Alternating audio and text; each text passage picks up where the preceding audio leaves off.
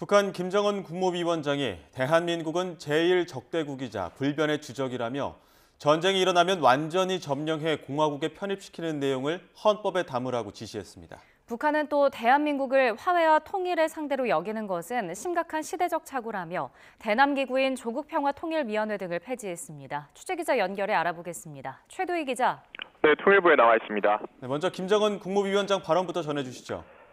네, 김정은 국무위원장은 북한 헌법에 대한민국을 철두철미 제1의 적대국으로 불변의 주적으로 간주하도록 교육, 교양 사업을 강화한다는 것을 명기해야 한다고 말했습니다.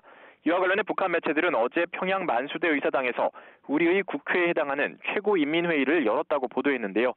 이 자리에 참석한 김 위원장이 시정연설에서 헌법을 개정할 필요성이 있다며 이같이 말한 겁니다. 김 위원장은 대한민국은 화해와 통일의 상대이며 동족이라는 현실 모순적인 기성 개념을 완전히 지워버리고 가장 적대적인 국가로 규정짓기 위한 법률적 대책이 필요하다고도 덧붙였는데요. 이와 관련해 오늘 오전 조선중앙TV 보도 잠시 보고 오겠습니다.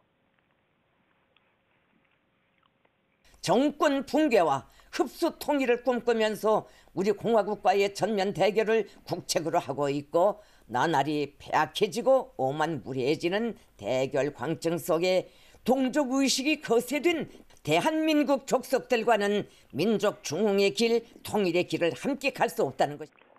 김 위원장은 또 전쟁이 일어나는 경우 대한민국을 완전히 점령하고 공화국 영역에 편입시키는 문제를 반영하는 것이 중요하다고 말했습니다. 또 남쪽 국경선이 명백히 그어진 이상 불법, 무법의 북방 한계선, 다시 말해 NLL을 비롯한 그 어떤 경계선도 허용될 수 없으며 대한민국이 자신들의 영토와 영공 영해를 조금이라도 침범한다면 전쟁 도발로 간주하겠다고 위협했습니다.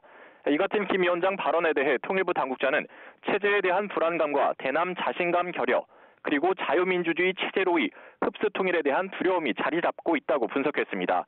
특히 경제 제재와 같은 어려움이 가중된 상황에서 내부 불만을 외부로 돌려 대남 적개심을 고취해야 하는 내부 수요가 있고 대남 노선 변경의 책임을 우리 정부에게 돌려 우리 사회 내부의 분야를 주장해 보려는 심리전의 일환이라고 설명했는데요.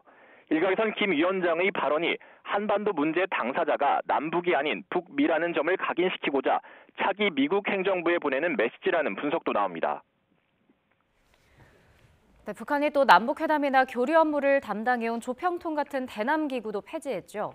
네, 그렇습니다. 북한은 최고인민회의에서 대남기구인 조국평화통일위원회와 민족경제협력국 그리고 금강산 국제관광국을 폐지했습니다. 회의에서는 남북 대화와 협상, 협력을 위해 존재하던 이들 기구를 폐지하기로 했다며 내각과 해당 기관들이 결정을 집행하기 위한 실무적 대책을 세울 것이라고 밝혔는데요. 약 80년이라는 장구한 세월 하나의 민족, 하나의 국가, 두 개 제도에 기초한 북한의 조국 통일 노선과 극명하게 상반되는 흡수 통일과 체제 통일을 국책으로 정한 대한민국과는 언제 가도 통일을 이룰 수 없다고 주장했습니다.